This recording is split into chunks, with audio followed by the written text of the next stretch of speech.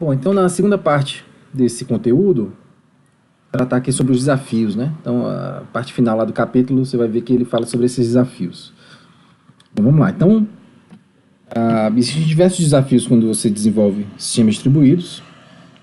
O primeiro deles diz respeito à heterogeneidade do contexto de sistemas distribuídos. Então você tem situações muito heterogêneas, né? Redes, nas redes, hardware heterogêneo, né? Você tem hardware de naturezas diversas, você tem sistemas operacionais também de naturezas diversas, você tem linguagem de programação de naturezas diversas, você tem o middleware seria uma espécie de uma API, né? As APIs, as bibliotecas, né? Com objetivos e naturezas diversas. Então, quer dizer, nesse ambiente heterogêneo, onde a gente, né, desenvolvedor, analista, projetista, está preocupado em criar sistemas distribuídos. Né? Então, esse primeiro seria um dos grandes desafios. Muitos sistemas são abertos, quer dizer, isso também configura um desafio, né, pelo fato de que, ao projetar um sistema distribuído, você tem que pensar também nisso. Então, muitos sistemas distribuídos você utiliza como cliente deles, né? Então, muitos desses sistemas você cria a aplicação e provê a interface para isso. Então, por exemplo, sistemas baseados no protocolo HTTP são sistemas abertos, né? Porque ele se baseia no padrão, que é esse padrão HTTP. Bom, então, sobre esses conceitos, né, de heterogeneidade e sistemas abertos, você pode resolver a primeira questão e aí a gente segue agora adiante para os próximos desafios, né? Bom, segurança certamente é um grande desafio. Qualquer sistema, não só distribuído, qualquer tipo de sistema, é de certa forma um grande desafio. Então, quando você fala em segurança, você fala em garantir três coisas: a confidencialidade de informações. Então, quando você cria um sistema distribuído, você tem que pensar nisso. O que é confidencial, né? O que é que deve se manter em segredo. A integridade dos dados. Então, veja que há uma diferença sutil entre as duas coisas. Uma coisa é ser a confidencialidade, outra coisa é a integridade. Confidencialidade é você manter uma informação em sigilo, deixar para ver só quem pode ver. Integridade é você manter a informação, você não deixar que alguém altere a informação sem que a pessoa tenha acesso à informação, tenha permissão para isso, né? Então, note que você pode violar a integridade sem violar a confidencialidade. Por exemplo, você pode, de repente, mandar uma mensagem criptografada de um lugar para o outro, alguém interceptar a mensagem, alterar a mensagem, quer dizer, quem alterou não conseguiu ver a mensagem porque ela está criptografada, mas você pode mexer na mensagem, mexer no arquivo, né? E violar, portanto, a mensagem em si. E o outro problema, outra questão de segurança, o desafio é a disponibilidade. É você manter os serviços disponíveis. Existe a questão de você manter disponível por questões de ataque, por exemplo. Mas também tem a questão de você manter disponível, de repente, evitar sobrecargas, né? Às vezes nem sempre o serviço se torna indisponível porque foi atacado por um hacker, mas às vezes porque ele está sobrecarregado também. Então são questões que a gente tem que pensar quando desenvolve sistemas distribuídos. Tá bom? Sobre essa questão de segurança, deixei mais uma questãozinha para você aí. Você lê aí, você lê e responde, para a gente fazer lá no aula ativa. Bom, escalabilidade também é um grande problema, um grande desafio dos sistemas distribuídos, que é você permitir que o sistema cresça, consiga acompanhar o crescimento do seu uso, né, da demanda. À medida que o sistema é cada vez mais utilizado, ele tem que ser capaz de se adaptar a esse novo cenário.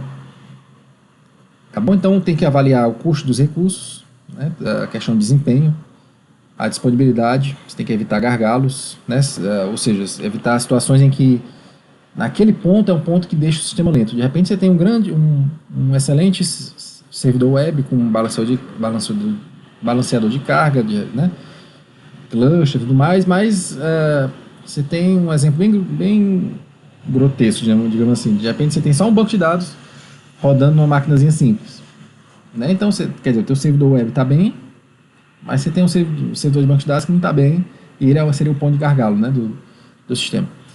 Então, esse tipo de preocupação você tem que ter, né, com escalabilidade, quando se trata em projetar sistemas distribuídos. Tá bom? Então, ainda sobre essa questão, você pode responder essa perguntinha aí, marcar os desafios, né? E aí, a gente leva a questão para a sala de aula para discutir lá. Bom, transparência. Então, existem alguns desafios de transparência. Então, você manter a transparência seriam esses desafios de transparência, né? Você manter determinada situação sem que um usuário ou um processo perceba, né? Então, transparência de falha. Ou seja, as falhas ocorrem, mas as tarefas continuam. Esse é o princípio básico. Então, por mais que aconteçam falhas, de alguma forma o sistema precisa continuar. Então, o que é preciso você pensar para você manter essa transparência de falha? Então, você precisa saber detectar, né, saber que a falha existiu e onde ocorreu, né? Então, é preciso saber detectar falhas. É preciso saber mascarar falhas também. Mascarar significa dizer o seguinte, não é que a falha a falha existiu, né? Mas quando você mascara uma falha, você não deixa o usuário perceber que aquela falha existiu. Então é mais ou menos isso. Então, por exemplo, se no teu sistema você permite que um usuário envie uma mensagem, mas de repente essa mensagem não chega, uma maneira de mascarar a falha é você retransmitir a mensagem. Então o usuário que enviou a mensagem nem vai perceber que a primeira vez que ele enviou a mensagem não chegou, né? Porque ele retransmitiu a mensagem.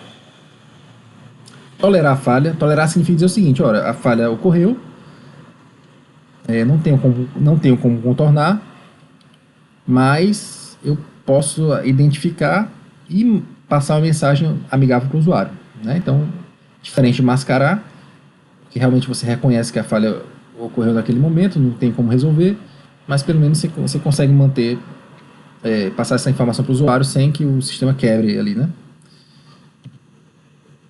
Bom, recuperação. Então, em algumas situações mais graves em que uma falha pode requerer, né, que os dados sejam recuperados. Né? Então, pode ser que durante um processamento, né, algum tipo de procedimento, o procedimento não conseguiu ser encerrado, mas aquele estado inicial, aquele estado que estava antes do procedimento, ele pode, de alguma forma, deve ser de alguma forma recuperado, para que o procedimento não viole a integridade do sistema em si, né? Então, imagina que um arquivo está sendo enviado e, de repente, durante o envio, ocorreu algum problema e você perdeu o arquivo, inclusive, na origem. Claro que esse é um exemplo bem exagerado, mas a ideia é que, ainda que o arquivo não tenha sido enviado, você consiga, pelo menos, preservar o arquivo na origem, né? Alguma coisa assim. Bom, redundância também é algo, seria mais no sentido seria mais uma solução para mitigar ou reduzir as falhas. Ter dados redundantes é você ter dados repetidos em diferentes locais, né? Então, uma razão para isso é que, se os dados estão repetidos, você não tem problema em perder, de repente, os dados em um lugar, porque esses dados existem em outros lugares. Tá bom? Claro que isso é um problema, isso é uma dificuldade, um desafio, porque é preciso manter os dados sincronizados, e dados sincronizados são sempre um desafio, né? Então é isso aí. Então, deixar mais uma questãozinha para você pensar, e aí a gente resolve na sala de aula. Bom, próximo desafio de acesso. No desafio de acesso, ele sugere que as operações precisam ser idênticas para acesso interno ou externo. Então, por exemplo,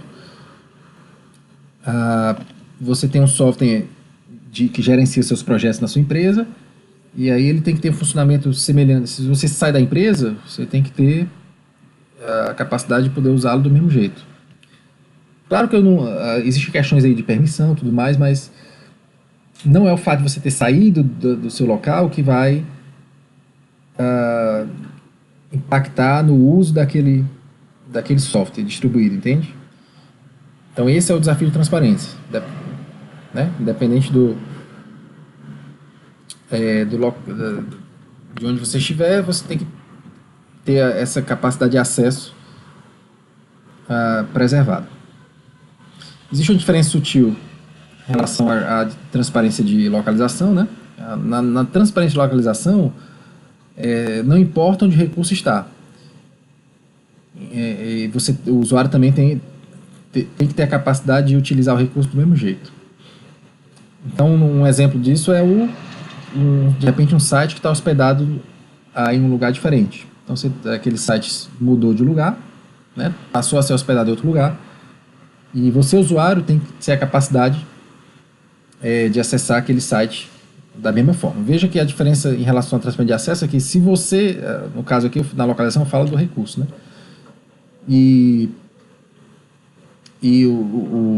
Na transparência de acesso, eu digo que o usuário, né, mais do ponto de vista do usuário, né? O usuário está em diferentes locais, de repente ele tem que ter a mesma capacidade de acesso. Na transparência de concorrência, você deve, ainda na existência de processos concorrentes, o sistema deve funcionar. Então não é o fato dos processos serem concorrentes que isso vai proporcionar alguma interferência entre eles e o teu sistema não vai funcionar, por exemplo. Então isso não pode acontecer. Então, por exemplo, o serviço de autenticação, ele deve funcionar ainda que o serviço de backup esteja rodando. Imagina que para que o serviço de backup rode, tudo tem que parar de repente. Então esse é um exemplo em que não há uma transparência de concorrência. Né? Então as coisas precisam funcionar ainda que cada um atender resolver os seus problemas, né?